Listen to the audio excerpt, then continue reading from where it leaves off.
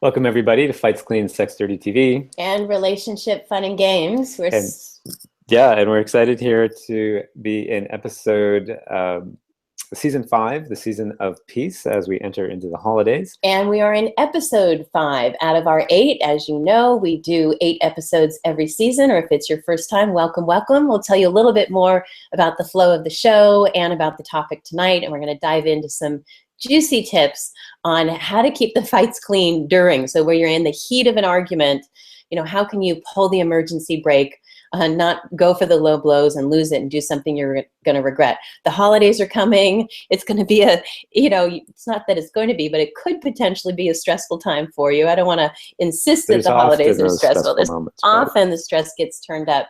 So we're happy to be here tonight. We're happy to have you here tonight, whether you're here live or watching the replay. And we're just thrilled. I was saying today, I feel lucky to have Annie Lala here with us. She's one of my favorite love coaches.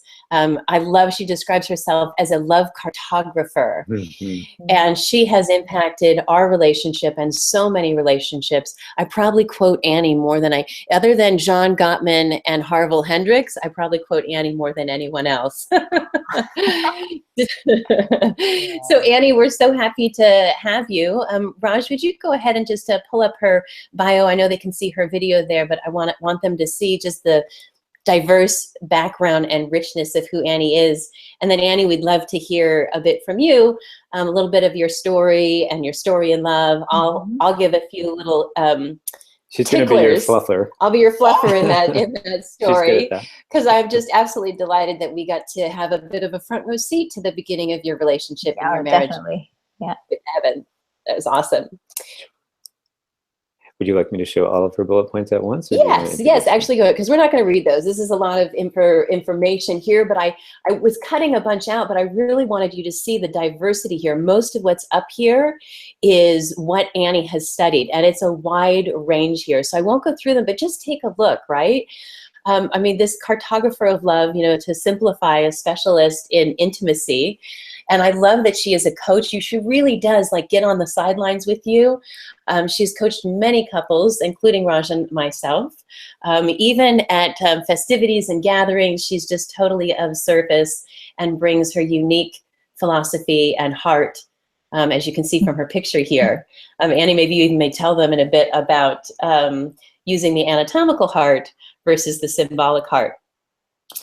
She has a signature method here, the art of fighting, which is really just about practical tools. And how at Relationship Fun and Games, we like to be practical. Theory is great and so helpful, but it's what are you going to do when this argument happens, right? What are you going to do to resolve those toxic patterns, develop that romantic esteem, and really learn how to diffuse conflict that cultivates a deep, resilient relationship that lasts a lifetime. So Annie, I think we've been friends for, 6 or 7 years. How long have you and Evan been together now? 7 years. Yeah. 7 years. And when we first met, you had come to Burning Man, the festival Burning Man, and Evan was speaking in our camp, and you came to hear him, and something clicked. Although I think you had a thought of going to see him and something had clicked before you even went. So you can fill in the gaps of the story there. But I love the level of intention that you brought to your relationship right from the get-go, and the service, almost the selfless service that here you were totally intrigued. I don't know if I could even say in love yet with this man, but him being in another relationship, you were not pursuing him, but just in support of his relationship.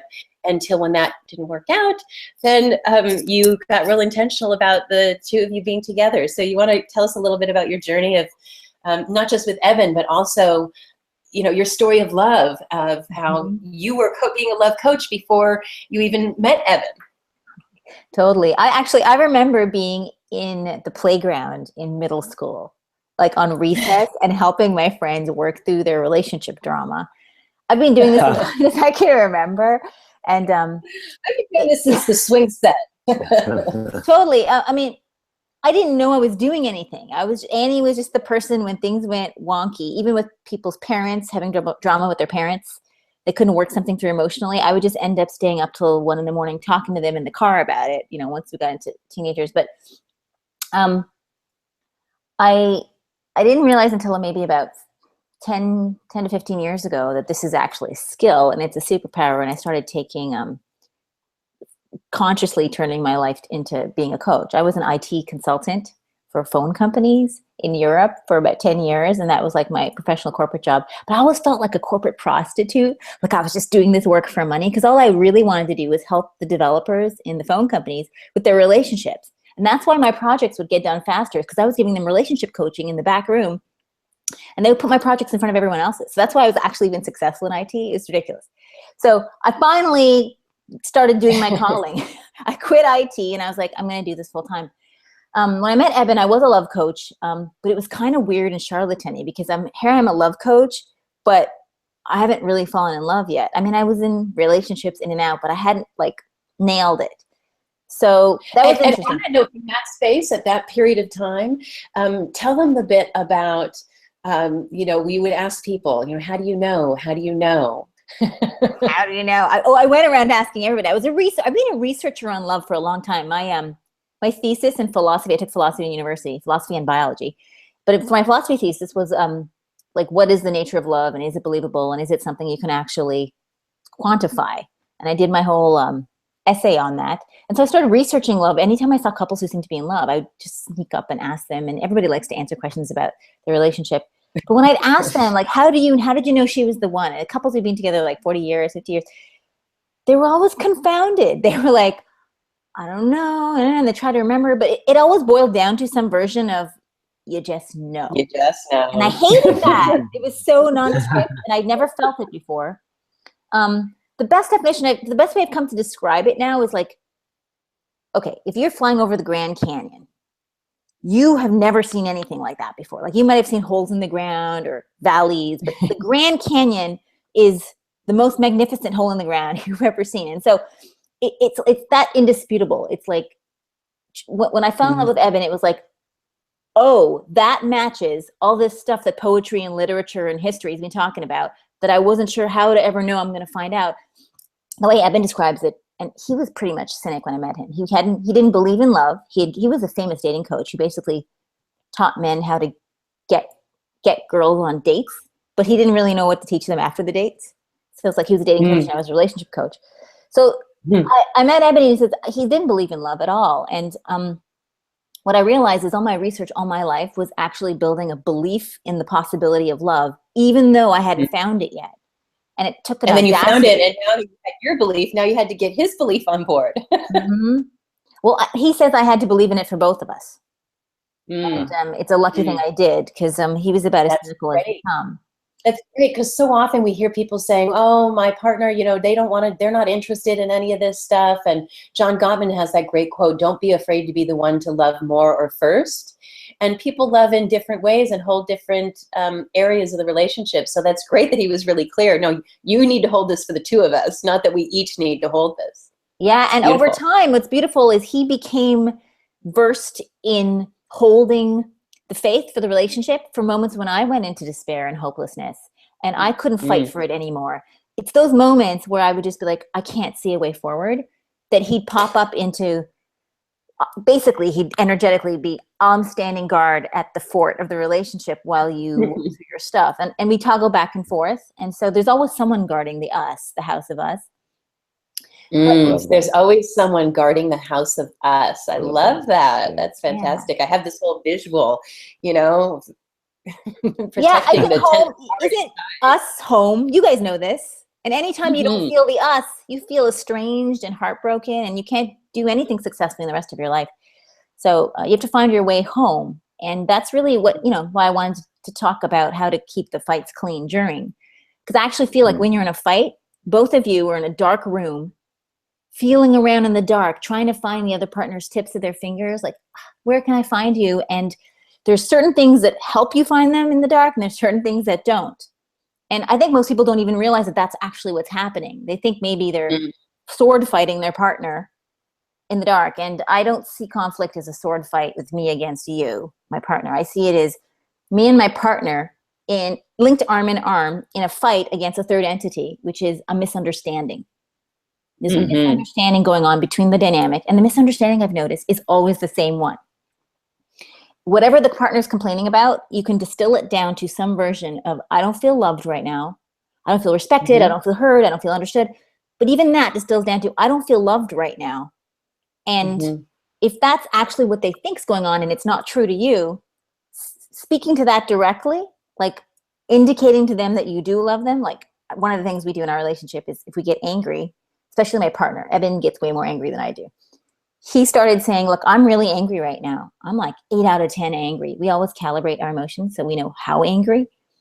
So I'm 8 out of 10 angry right now, but I love you more than I'm angry. And as soon as I hear that, I can handle his 8 out of 10 angry because I know his love's higher than it.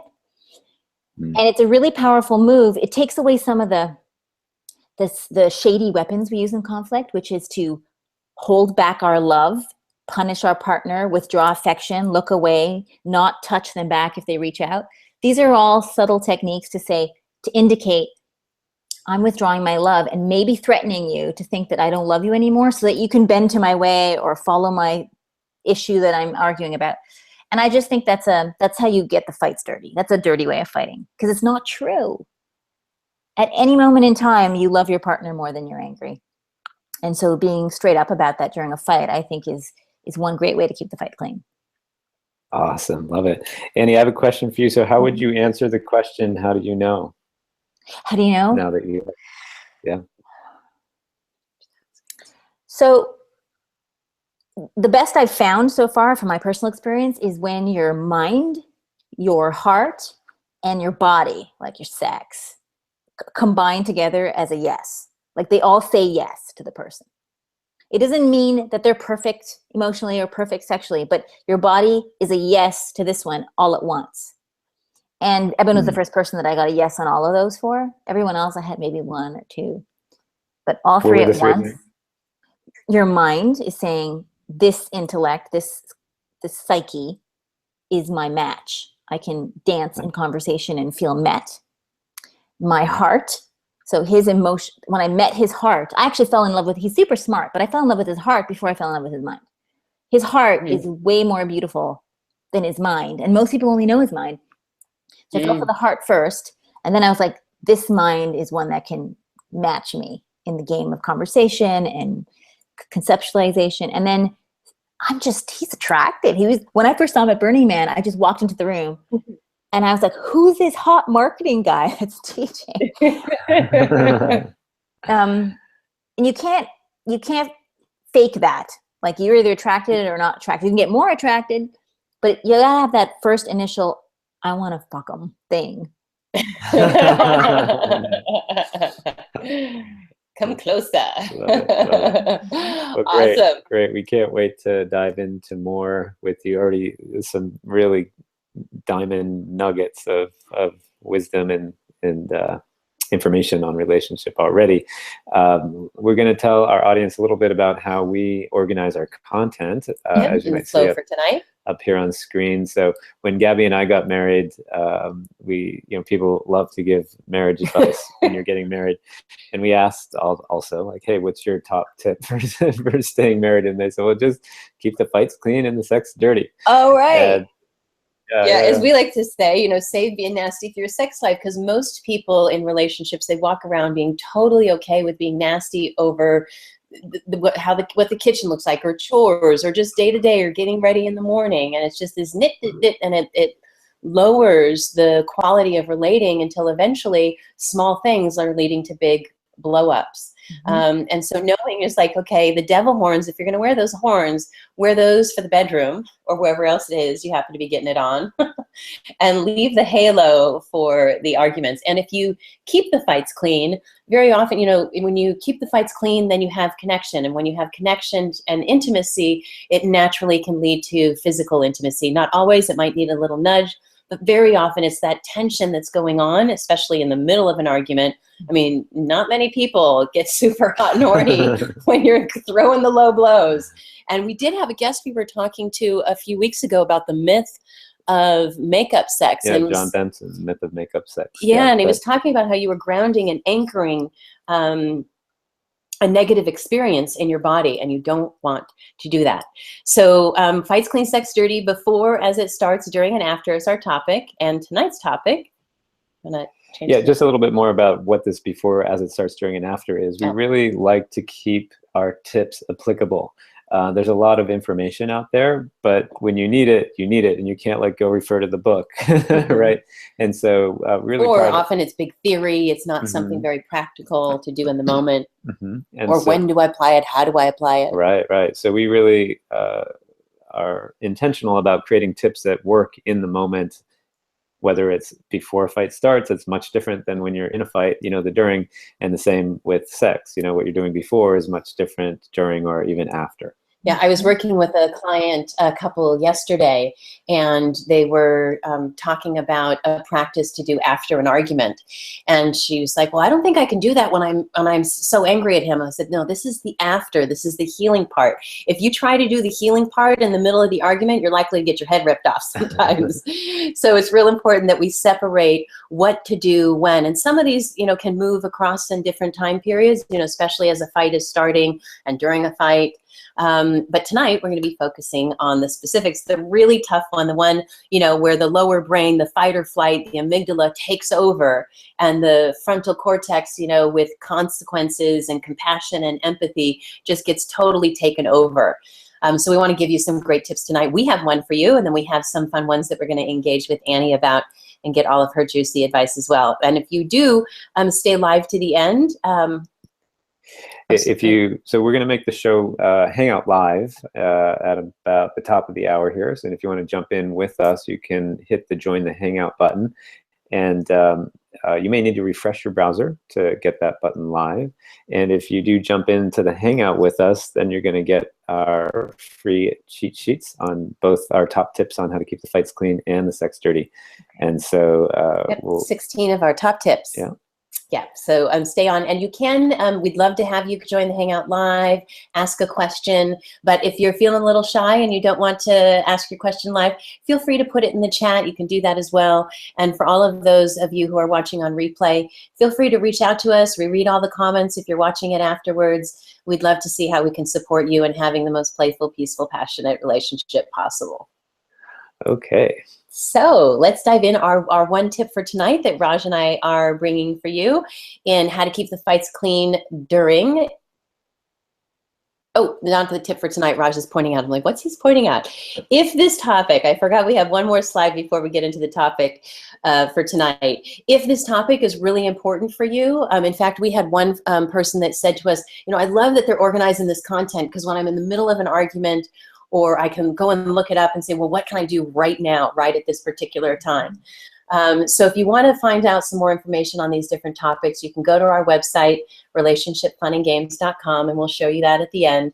And these are just some of the names of some of the blogs and some of the other resources that are there, but there's lots of different tips in this category. So just go to the blog page, and you can even just type in Fights Clean, or go look at the Fights Clean and look for this logo with the halo and during.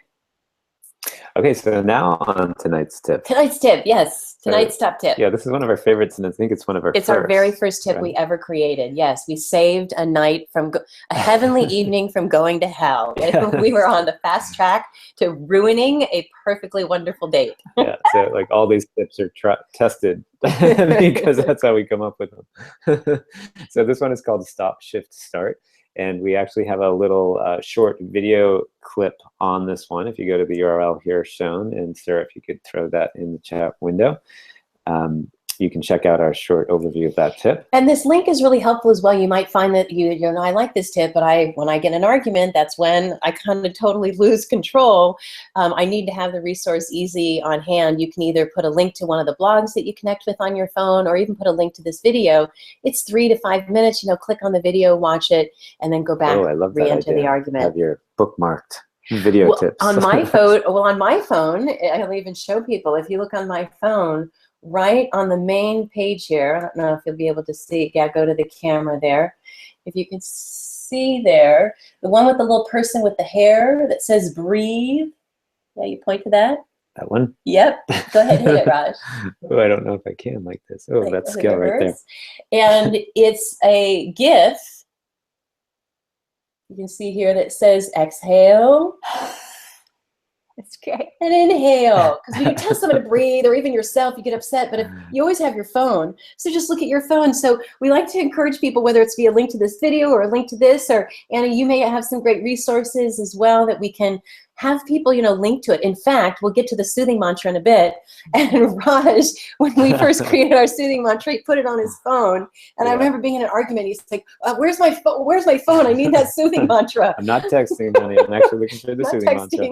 I know to find out. Which we learned from you guys. Now the soothing mantra is memorized, and we use it all the time. It's so helpful. So we'll get to that. But first, stop, shift, start. Raj, you go to the next slide. So this is for when you're in an argument, and you can see the cycle here. You start having some tension, the push, pull, the escalate. Then you have some kind of episode. There might be an explosion. Usually in relationship, there's one person who's, what they call the hurricane, right? We've got to resolve this right now. If you cared about me, you talked about this. And then there's a turtle like, I need some space. Give me a break. Can you step off for a second? Guess who's who? If not, I'm the hurricane. He's the turtle. Yeah. And so one person explodes, the other person retreats. There's kind of a separation. You might have a rest period where maybe you do talk about it, maybe you don't, maybe you just get back into the functional of life. And then the stress builds up again, and you repeat it, and you go in this cycle. And it's usually not the big things that end a marriage. It's all of a sudden, you hear this time and time again with people, or end a relationship. It's just all of a sudden, it just wasn't worth it anymore. And usually once that light switch gets flicked, it's turned off, it's hard to turn it back on again. So you want to watch out that this cycle, but you might say, oh, our fights aren't that bad. If you even have those low-grade arguments again and again, rather than cultivating a culture for a truly intimate relationship, it's not even a matter of it not lasting. It's, when people measure their relationship on how long they've been together, that's incomplete. You want to look at, really, do you have that trifecta we talk about of an awesome relationship: playful, peaceful, and passionate? Okay, so the stop, shift, start is this short and memorable. It's this shorthand, right? Can I back up just for 1 second? Sure, I just wanted to share about the story, how this came to be, real quickly. Okay. Raj and I drove 2 hours to get to this restaurant. 2 hours. We were living outside of Seattle, and we drove into Seattle to go to this dinner. And we're sitting in the bar waiting for our table. And who knows what the fight was about, but it was getting fairly tense and nasty pretty quickly. And all of a sudden, Raj just looked at me and he said, "Stop, shift, start." And I was like, wow, that's good. It just totally caught me off guard. And Raj, you tell him what you meant by stop, shift, start. Yeah, well, as you can see here on screen also, stop, shift, start, when you're in the heat of it, one of the hardest things is to stop, right? You're like dug in, and you're like spiraling down and down and down and down, and low blows, right? It's almost like you're driving like 80 miles an hour about to hit the wall. You're going to hit the wall, but you just can't take your foot off the gas. You're just careening towards disaster. Yeah, so stopping is the first part, and that's just like stop the dynamic, right? And then the second part is shifting. It's like, okay, so this is where we are now, but how do we actually want to be? How are we committed to being? Like, not like thrown unconsciously to being, but how do we actually want to be? And then the third part is like, okay, let's take one step, one action in the direction of being that way. And it's a really amazing, amazing tool that can pull you out of like the most, like the deepest arguments. On Christmas Day, we got into this argument about, I was calling my folks, I don't get to talk to them that often, and Gabby loves to talk, and I'm less talkative. And she was talking a lot, and I didn't get to talk to my mom, and I was upset, and I said something after we got off the phone, and we just really got into it. Christmas morning, it almost ruined the whole day, and I said, stop, just start, and we totally recovered. It was a 15-minute speed bump. It's what we call these baby doozies, when you get into a heated argument really quickly, but then you manage to pull out of it before it gets too bad too quickly. Baby doozy. We had a baby doozy for Christmas. So just a couple of tips, when you do this, bring some play and some lightness to it. Raj and I, we actually, even as you saw from the picture on the video, we have a yellow flag like a referee would have, and say, I call stop, shift, start, or we pretend to blow a whistle. And actually, I even have a whistle in our little relationship toolkit. that we can blow out. We're like making it fun, like a game, like, whoa, low blows. I call timeout. I call right, it's like the referees start. in the sports, right? They're the ones that stop it. Yes, yes. And when you're saying that stop, shift, start, bring some flair to it, bring some play, bring some lightness. And then also, it's really important to embrace the olive branch, meaning if someone offers you any bit of apology or reaching towards peace or trying just to come together, even a baby step, even if it's clumsy, even if it's imperfect, you really want to take the olive branch. The marriage researcher, relationship researcher, John Gottman, been doing this 40 some years. He said that it's not a problem if you fight. It's not even a problem if you fight and nobody apologizes.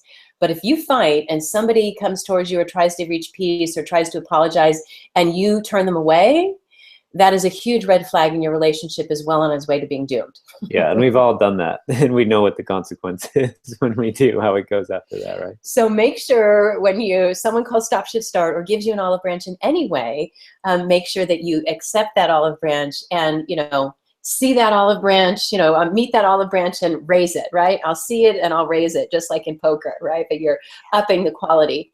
So Annie, this isn't always so easy to stop, shift, start. We're bringing lightness and calling, but you have your own suggestions for either the stopping part, the shifting part, or the starting part here?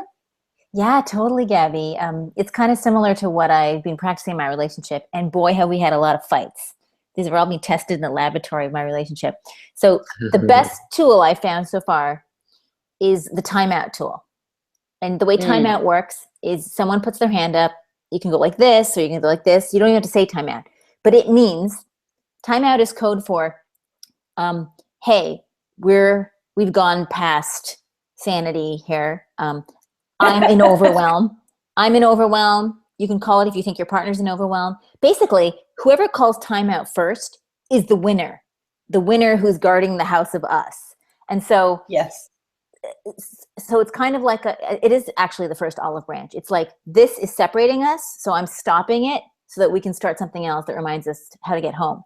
So timeout, the way it works is whoever calls a timeout, and anyone can call it at any time. Whoever calls a timeout, they're the next person who can speak.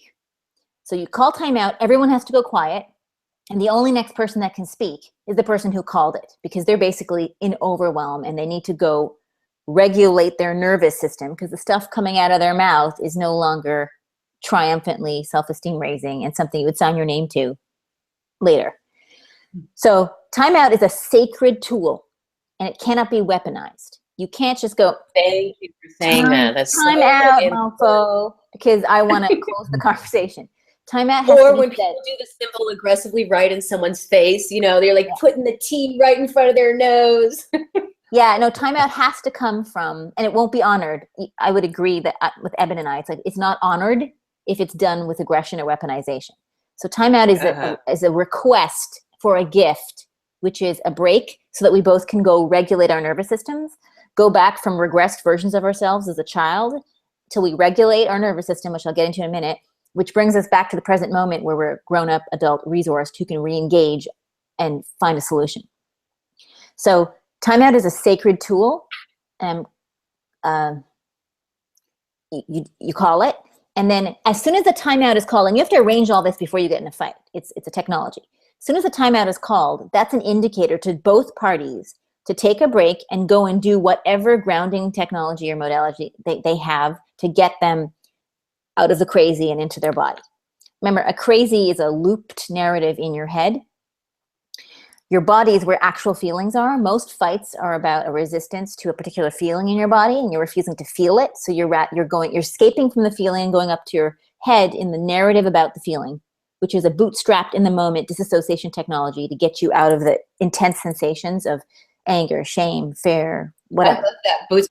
I call them default, but I love that. You're like, okay, we're just going for the boost. I'm going for, get the duct tape and chewing gum out. We're going to use whatever, we think works, but doesn't really work. Yeah. And so timeout is the first. So that's the stop, timeout. Yeah. And then shift.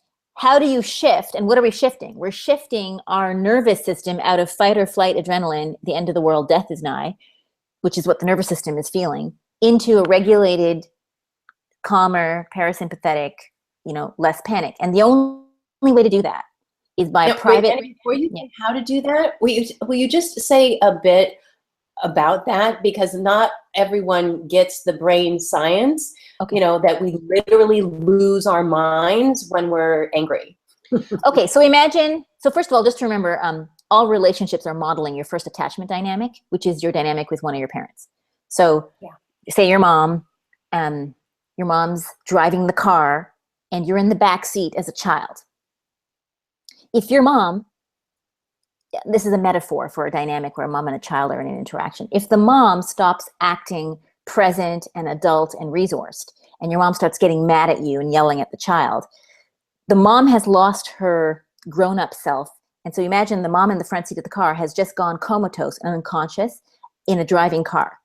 The child in the back seat, which is you, feels the need to jump out of their car seat and go take on the steering wheel because mom's, the grown-up, has gone unconscious. And so you have to drive now, but children don't know how to drive and they shouldn't be in the driving seat. That's like the lizard brain, the amygdala, that's going, panic. So, but who's driving the car? It's not your grown-up, resourced, intelligent self. You may think it is, but it's actually your panic-driven child from the back seat that's come in front to save the day. The only time the child, your little child that's in the fight right now, gets out of the driver's seat and goes back to the car seat is when the grown-up wakes up and comes out of their regressed young self and comes to the present moment and experiences their problem-solving ability, their resourcefulness, their I can cope with this, it's not the end of the world. And so the lizard basically takes controls of the car, the airplane, and you don't want them driving the airplane. And the only way to get the lizard back where it needs to be, in the back of the brain, kid in the backseat of the car, is for you to find a technology or a grounding practice that it must be physical. You can't think your way out of this. This is a somatic experience. You can do meditation, you can do Pilates, you can stretch. The fastest way to regulate yourself, physical piece. It has to be physical because your feelings are physical and that's where the issue is. And so the fastest way I found is 5 to 7 breaths where the exhale is twice as long as the inhale. If you just stop, time out, and then you say, so I literally do this as Evan. I go time out, and right in front of him, I start taking 5 breaths with the exhale twice as long as the inhale. By the way, any man watching a woman does that is so impressed with his woman's taking charge and responsibility of her emotional state. It's so enamoring to a man to see her take charge. It'll inspire him to do the same. And in an agreement in a relationship, when you do a time out, both of you are supposed to do that to get your grown-up self back to the wheel. And so the fastest way is breaths, but I have 3 steps in my regulation. It's 5 to 7 breaths with a double length exhale. Then I draw a line in the middle of my head, 3 inches behind my forehead. It's not a line, a dot. And then I draw a line 3 inches behind my belly button and I connect them. So it's a straight line in my upper core body. And I close my eyes and I imagine moving up and down that line 9 times. It's called a midline, and it forces you to go into your soma instead of into your narrative, why they're bad and wrong and why you're right and all the reasons you're speaking about in the complaint, either in your mind or to your partner. And soma meaning body for people. So yeah. Say that again? Soma, just for those who don't know soma, just soma body. Yeah. Soma means body, yeah. So I breathe first, then I do my midline 9 times. And if I'm 8 out of 10 angry or triggered or fearful in the fight, I usually get under 5 by the time I do those 2 steps. If I'm still triggered, I have like a break in case of emergency tool where I literally squat on the ground like a frog with my feet flat and my hands flat between my feet. So they're both touching the ground. And I imagine roots coming out of my reproductive organs all the way down through the carpet, through the whatever the house is built, and I'm through the dirt, down past tree roots, down to the center of the earth. The roots wrap around the center of the earth. And then I imagine a picture of the solar system with the earth going around the sun. And there's Annie on the earth with roots coming out of her, wrapped around the center of the earth. And she's not going anywhere. She's so grounded. Those 3 together can take me from the highest panic down to normal. They've saved my life. I've been pulled the car over in the middle of the highway so I can squat because none of the other tools were working. And I was losing my shit. Yeah, Raj and I have a recorded 10-minute meditation that's on our phone that We've had to pull over on the side of the road before. We were on a road trip and the air conditioning had broken and we're hot and we're bitching. And so there we are, and it's a physical meditation, and you jump up and down and jump for joy. And we're on the side of the road. It's Sanjeev's, you know, Sanjeev's to do. Yes, It's yes, I love that one. And yeah, we're doing that meditation, and semis are driving by, and we're jumping up and down. But when you do those practices, I love that you have an anchor. When I'm freaked out and I can't actually think, this is what I do that's going to bring me back, because it's those relationship habits that are absolutely going to determine your happiness. And as you said, you're building that trust. When they see you do it, then they're inspired to do it. And it just can calm everything down and build trust all at the same time. Yeah. Most people what about Yeah? Go ahead. No, you go ahead. Most people don't think that it's their job to generate safety for themselves in a conflict, because they've poured it over their attachment wounds from their parent to their partner without realizing it. And they basically have the idea that my partner is supposed to say and do something. If they just hugged me right now, if they said just this, I'd feel safe, I'd feel good, I'd feel happy. And they're waiting to be rescued out of their triggered state, instead of how do I take responsibility for my inner child and regulate her so that she comes back to resourced. It's not your partner's job to make you feel safe. It's your job. And yeah, it's amazingly empowering, right? Like you actually hold the keys instead of it being outside of you. Yeah. There's not much you can do if they hold the keys, although we will have the soothing mantra tip as well, because as you said, sometimes you hit a breaking point and you can't hold it. And you do need your beloved then to step up. Hopefully that you've done it enough with them that they are then inspired and just called naturally to do it for you. Yeah, we can talk about the soothing mantra. I've noticed that when I told my partner, when he knows I can generate my own safety, they're all busy trying to help me, even though I already know how now. But he couldn't help me when I didn't know how. There's something in them that knows I won't enable your inadequacy here, because you won't be a good mother someday. We're all looking for, at some level, like, are you going to be a good father or mother for my future child? Even if you never have a child, your physiology is doing that. And a good future mate is going to be able to generate safety for themselves so that they can generate safety for the child. So one of the things Evan and I came up with to help generate safety for our partner proactively as a gift, not when your partner's entitled to it. Like your partner can't go, where's my soothing mantra? It's a gift. And the gift is basically during a downtime when you're not in a conflict, is sit down and really get what are the words, the phrases, the physical gestures that if you were to do them in the middle of the conflict would soothe your partner's lizard, animal, inner child. And you'll find that what would soothe them is very different than what would soothe you. So you actually have to interview them to figure out what that soothing mantra is. And you guys might be able to describe what yours is and give us a good story around how it works. Because we've been doing it for so long, it's just native now for Evan and I. But I used to have it written down on a piece of paper in my wallet, and I pull it out in the middle of a fight and literally read it. Yeah, great. I did the same. Yeah, at your intimacy intensive, I put it on my phone, and I'm like, searching for it. Like, where is the soothing mantra? And I found it, and I'm holding Gabby with two arms, and I have my phone behind her head. And I'm like, don't worry, I'm not texting. I'm trying to find the soothing mantra. So give them an example of what it looks like. It sounds like. Raj, take our screen off. Before we do that, the join the Hang Up button is live, so feel free to jump in here with us. You may have to refresh your browser to do so, but we'd love to have you in here, and you can put comments in the chat, or we'll, if you have a question, we might unmute you as well. So the soothing mantra for Raj and I think what was the intimacy intensive, like 4 years ago or something, and it's one of those tools that once you really nail it and create one for yourself, and it doesn't have to take that long. We use it all the time, and talk to people about it. Today. We did use it today, actually. We did use it today. And mine is that, Raj comes and he puts his hands behind my back, interlock them, and pulls me close to him. So it's like we're pelvis to pelvis almost. And then, okay, we're kind of doing it here. It's a little easier standing. And then he puts his forehead to mine. And I say, this is a dark moment. It's only a dark moment. It's only a moment. And then... Oops, we're getting some. That's right. She's got the mute. Okay, great.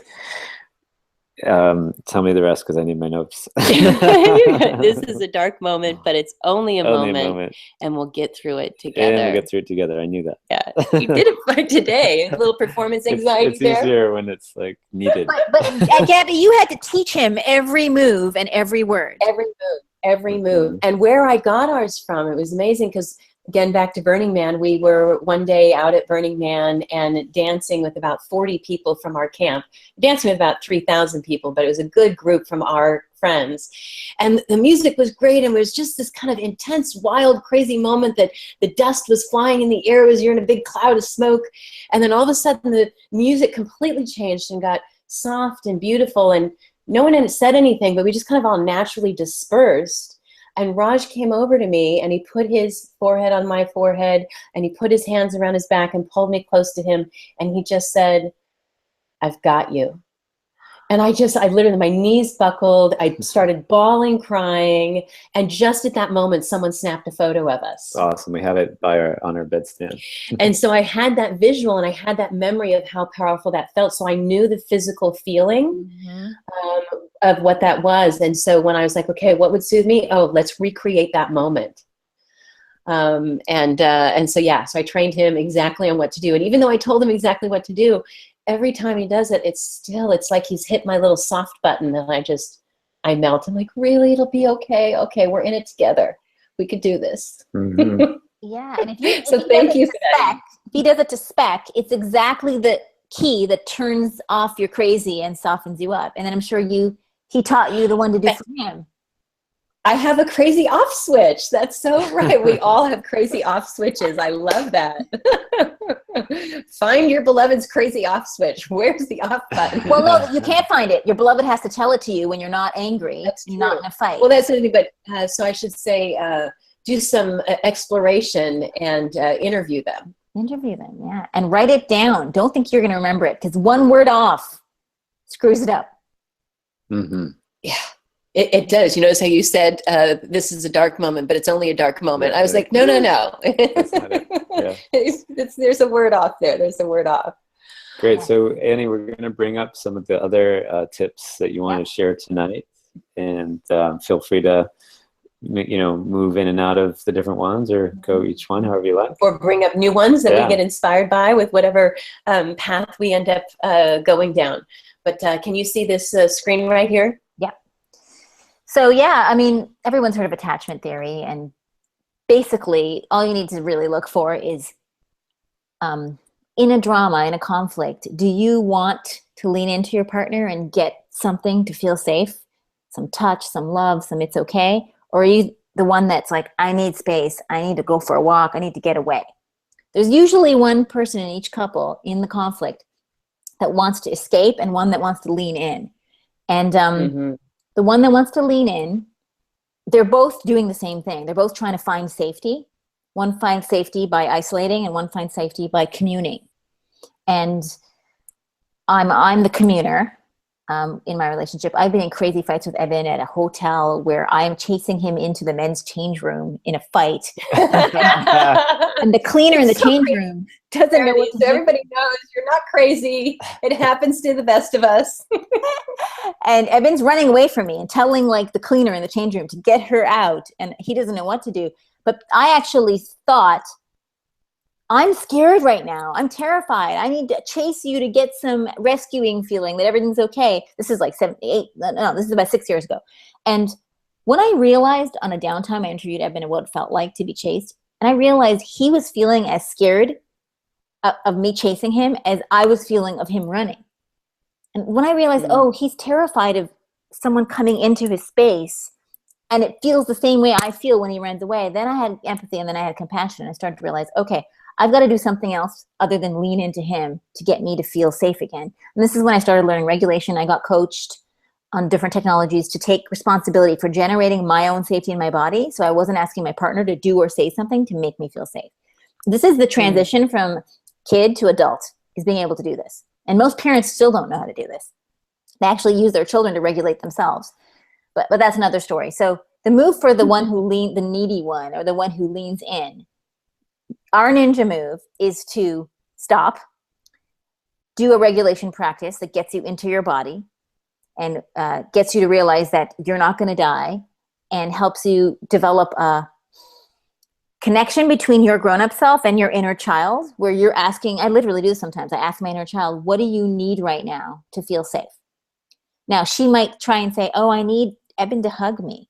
But if she asks for any need that's outside of me, it's the codependent part of me trying to speak. So then I imagine if I'm in the middle of Times Square with my daughter, and she says, I'm scared right now, and I ask her, what do you need?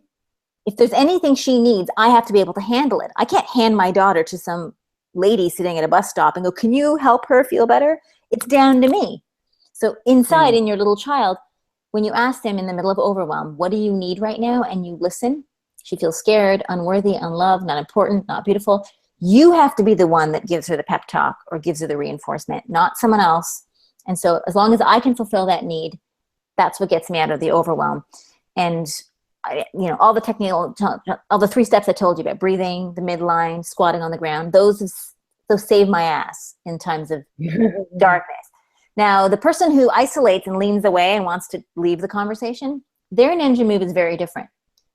So the communal person, their ninja move is to center in the I, become autonomous and develop their own regulation.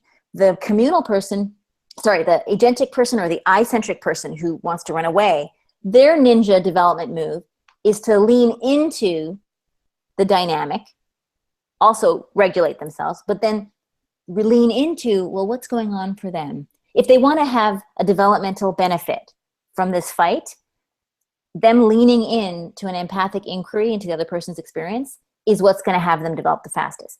That's what us communals do naturally, and it's not our ninja move because we're good at that. We shouldn't be doing that. We should actually be learning to lean back, regulate ourselves, and take space. So, Hanny, that's so important. Coming from a personal hurricane, not with Raj, but when I was engaged before Raj years and years ago, I had a fiance who I'd get upset and express a feeling. He'd say, oh, you shouldn't feel that way. And I'd get even more emotional and upset to be like, no, really, do you see how upset I am? To the point, one night we were on vacation in Mexico with this whole family, too much tequila, hysterical argument, screaming on the beach, completely humiliating and embarrassing. And then I realized, I was like, whoa, okay, that was so out of control. And I pulled all the way to the other end and I said, I'm not going to be emotional. And I didn't cry for like 3 years. wow. So you can swing from either pendulum of being totally hysterical and out of control and how much damage that can cause and respect you can lose for yourself and your beloved and all of that. But you can flip to the other side and just cut yourself off from all of those emotions. So being able to regulate no, I want to lean in a bit more. That's not my tendency. Or it's your job to calm yourself down. You're an adult now. You can do this. And once you learn to do that, your esteem gets very high. Because all the places where we have low esteem, it's because we don't think we can cope with a situation. Esteem is about your belief in your ability to cope. And instead of having to walk on eggshells or avoid hot topics and sweep them under the rug so they just come and explode later on, you probably feel then you have a little bit more facility to talk about something because we can talk about it, because if it starts to go south, I know what to do. And usually the one that leans into the argument, the communal, they're coming from fear. The internal experience is distress, overwhelm, and fear. So they need to generate safety. Distress, overwhelm, and fear. The person who's isolating usually is angry at the other person, and their work is to look for their fear underneath their anger. And I've noticed with the communal one, our job is to look for our anger underneath our fear. Because I notice we act like we're never angry, but actually the fear is the cover for the anger. And for the other, the anger is the cover for the fear. So if I speak from anger, everything works in my relationship with Evan. When he speaks from fear or hurt, everything works. But our instinct is not to do that. Oh, I'm definitely the wow. I just got chills. Not expressing the fear, right? Because when I'm vulnerable with you, then it immediately diffuses, right? But when I'm being an asshole and angry, it just escalates, right? You an asshole, honey? No. That must have been like 2012 or something. I'm never an asshole. So this is wonderful. Annie, would it be a good time to take one of the questions? Sure, yeah, if there's any questions. Okay, so Sakina here says, does timing affect true love? I've met the guy who touches body heart and mind, but it's the worst time. We've fought so much so soon. I'm going through a lot, and it's hard to let him know I'm grounded. I feel like I'm leaking. Timing. I don't believe in that timing business. I think the universe is always unfurling perfectly. And the fact that you're fighting is probably an indicator that he's the one. I have never fought. Every relationship I've had my whole life, if you add up all the fights, I had more with Eben in the first 9 months. It was intense. So I don't see fighting as any indicator of a timing issue. It actually thank usually you means. for saying that. Yeah. Yes. We have very similar experience, and often people equate that fighting to, this is the wrong person. If they were the right person, we shouldn't be fighting. It shouldn't be this hard, are the exact words that we hear from people say all the time. Shouldn't be this hard. In fact, shouldn't be this hard. You know, if we were really meant to be together, it'd be easy. It'd be like a Disney movie or something. There's no work harder than this game. I haven't found any work harder in this game. Right. When Raj and I got together, it was really ugly. I mean, to the point, you've probably heard this story, Annie, but, Brahim at our engagement party pulled us aside, and we thought he was going to give us an engagement gift. And instead he said, I don't think you guys should get married. It looks pretty messy to me from here, is what he said. And our jaws dropped, and we were so embarrassed, but it was a bit of a wake-up call of like, okay, the intuition with us was so strong. We felt so comfortable with each other, like we had known each other forever. I just could be more myself with him than I had ever been before. But my mind, the words that would come to my mind were, you've got to be fucking kidding me. And Raj had his own version of that. And most of our friends. And so we actually even went to see a therapist for a bit, and the family said, oh my gosh, if they're seeing a therapist now, what's it going to be like when they get married? But we wanted just the opposite, and we like to tell people out there, listen to your body and your intuition. If your mind is saying, I don't know how this is going to work, but your body's like, oh, this feels good. And not chemistry, but just your intuition. Versus, we've worked with people before as well, that they have the thought is, oh, but he's such a great guy. I really should be with him, but I just am not feeling it. You've got to listen to the body, but don't let an argument or some drama deter you. Let it inspire you. Now, if Raj and I just kept up with the way we were, that would have been bad.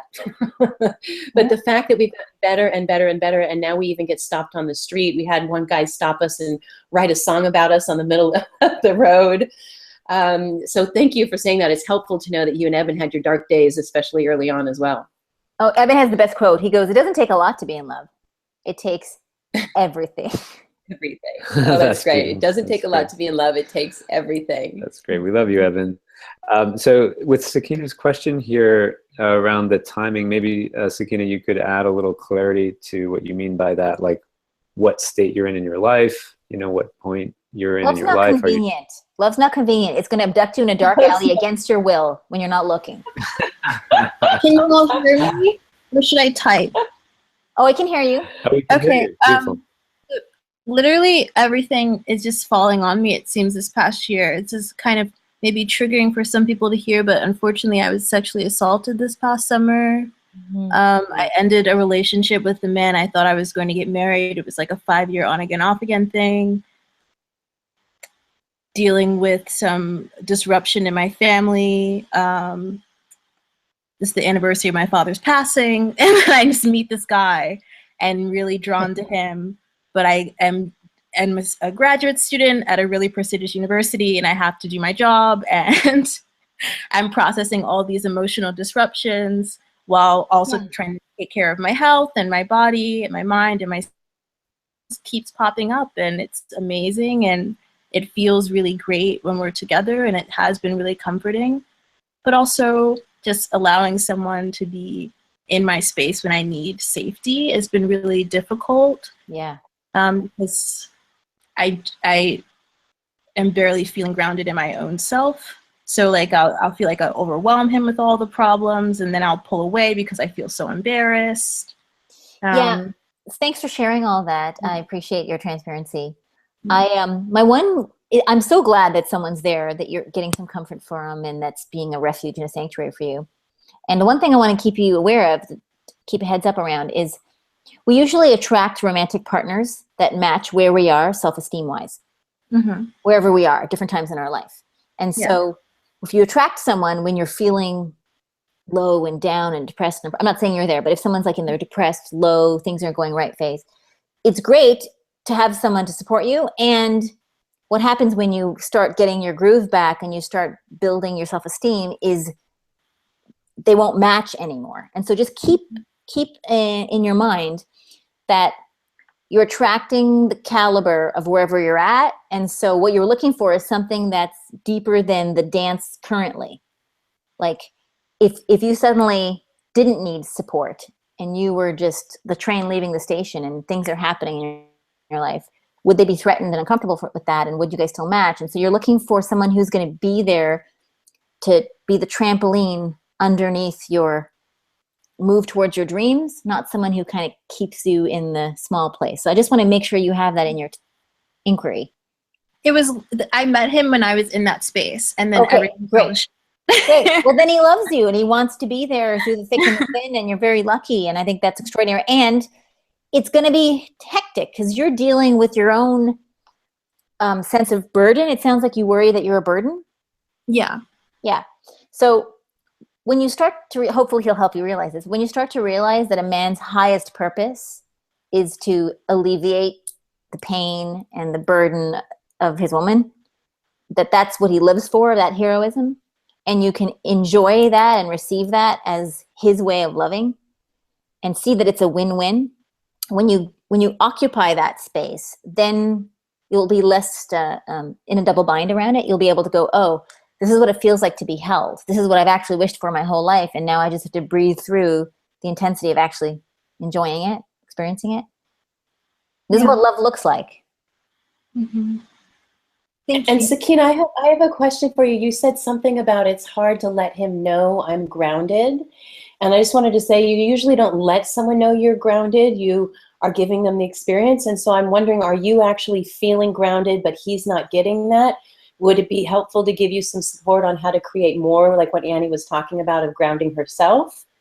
Or is it more that you feel grounded, it's just not translating? I think, like most emotions, they come in waves. So I think what I'm trying to say is if I'm able to maintain myself and my livelihood and my relationships, given all of the hardships, that's a really good testament for my strength and my certitude. But I also when I even listening to them, I kind of sound like a mess or a liability, to say the least. But more like things of what Annie was saying around grounding and recentering myself. I think I could use skills in that regard, but I really like do them. Well, when you're talking to him, you feel overwhelmed. Yeah, go ahead. Yeah, go ahead. I was just going to say, just the language of something about a liability, to say the least. To me, that would be an indication that you're not feeling grounded, because if you were grounded, you would be present to, it doesn't matter the challenges that you've gone through, your self-worth is, excuse my language, unfuckable with. And I just would encourage you to really look, rather than at him experiencing you as grounded, at looking for your self-worth. Maybe just as a practice, just say, I won't say any disparaging comments about myself for at least 24 hours. And just play trying to extend that period of time, because I've just met you, but I've completely enjoyed the experience of you, and you don't occur as a liability in the least. Thank you so much. Yeah, I'm sure you're a tremendous asset to a relationship, just the sensitivity, the fact that you're even here, showing that you care. So I just wanted to point to that and encourage you to find ways to love yourself more. That's grounding. Self-love and self-worth is grounding. That sounds good. Thank you guys so much. Thanks for being here. Annie, anything else you wanted to say to Sakina? I jumped in there. No, it sounds like she's found a really special guy, and I just would love for her to work on looking for the I love yous from him and letting them land, because he's sending them all the time, and all he wants is sign off on the FedEx package that it landed. And every time you feel like a liability, he feels like he's failed at loving you. And every time you receive his unburdening support, then he feels like his love has landed. So that's the way he wants to be loved, is for you to give him sign off on the I love yous he's sending over all the time. That's true. Annie, Annie, I just love all of your tips. Just, you know, even ones you've said years ago, they're just so memorable. You have you have the best of both worlds. You have the theory, you have the research, you have the science, but then you distill it down in a really wonderful way. I so appreciate it. Whether it be the soothing mantra, yesing your man. I wrote a blog about what I learned from you about yesing. So many things. So I want to show people, because we're wrapping up a bit here, how to find out more about Annie Lala and the love cartographer. Because she really has just a huge impact, and not just on an individual couple, but I often talk to couples about that their love touches the world, and getting present to what's the impact when your relationship is suffering, what's the impact on you, what's the impact on your beloved, the impact on the relationship, the impact on those around you close by, and then those out there in the ripple effect. And Annie, I know you create that sense as well, that the world needs love, and we need these stories of love and visions of love and people walking by and, you know, just getting to see from each other, and not the fake love, but the love that's like, yep, we've got our moments too, and this is what we do to calm ourselves and work through it. Yeah, I mean, I have a lot of, my website is like a really great resource center. There's a lot of videos of me and Eben fighting on stage, doing our own soothing mantra.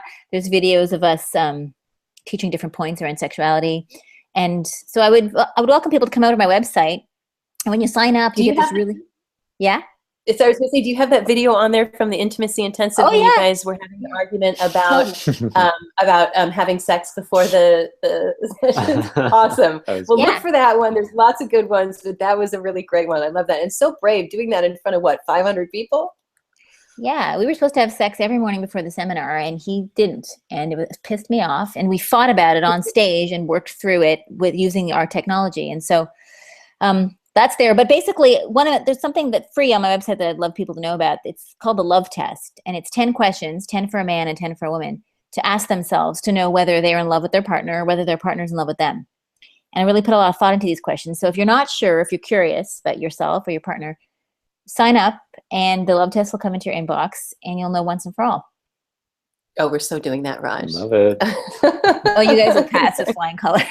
Well, we'll pass, but it's helpful just to look at the questions, because if you're looking at what those are and you pass, well, then you can see what the behaviors are that gives a relationship a pass versus the behaviors where it doesn't. Yeah. Good. Yeah, well, awesome. thank you guys. So you can see here on the screen, if Raj, can't tell if they can see the screen or not. Yep, they can. To be able to see Annie Lala's website there to get your love test. And if you are new to Relationship Fun and Games and Raj and I, we also want to share a special gift with you, our Relationship Reset Kit. And it's a 4-part mini email course that will come to you with some of our top tips. And it's also our guidebook on how to keep the fights clean and the sex dirty, which is condensed. It's really easy to scan. You don't have to read through the whole thing. You can just jump in for what are the tips and what are the areas that are most important to you. And then Raj, we go to the next slide as well. Thank you. Yeah, so we also have our 64-page ebook, and is an awesome resource for all of our top tips, tools, and techniques. And it also looks at the 5 steps to solutions that really satisfy. And it really helps you go on that path from like, hey, these things aren't working in the Fights Clean Sex Dirty department, and actually how do you get them to be working solutions that really satisfy? Because what we normally do is default to solutions, quote unquote, solutions that actually don't work, right? What we've inherited from our past. Yeah, like you first, right? That's a solution, right? Not really, not really a solution. And just to mention what's coming up for the next episode, next week is Thanksgiving week. We're in the US, you may not be, but we are, and we will have lots and lots of family. And so we'll be skipping 1 week, but jumping back into how to keep the sex dirty during, getting the heat on, but the good kind of heat, right? The good kind of tension, that sexual tension, that good heat. You don't want it in the fights clean. You don't want it in the fights clean during. You want it in the sex dirty during.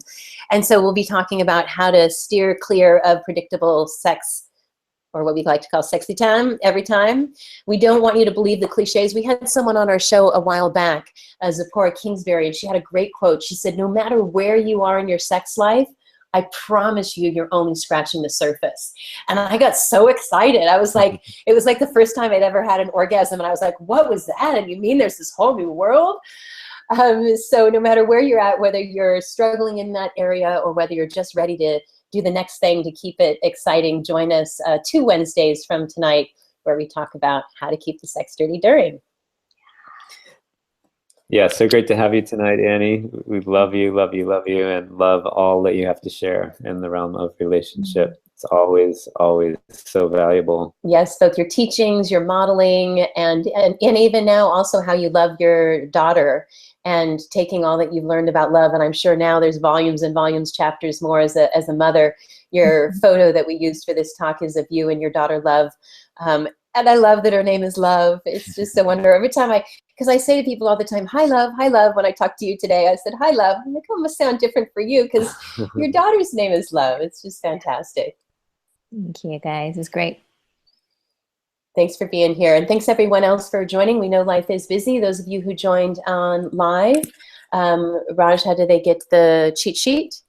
Yeah, so to get the free cheat sheet, just email to Gabby at Relationship Fun and Games. It's in the comments right here. You can see right here. Yes, so there it is. To get your copy of the ebook, email me and we'll send you a link to that. Thank you so much for joining, everyone. We know that life is full and busy, but as we like to say, a life is too tough to do alone, but a crappy relationship is way worse than none at all, and yet a wonderful one. It does take something, but it's so worth it. So thanks for being here, because you and your relationship is worth it.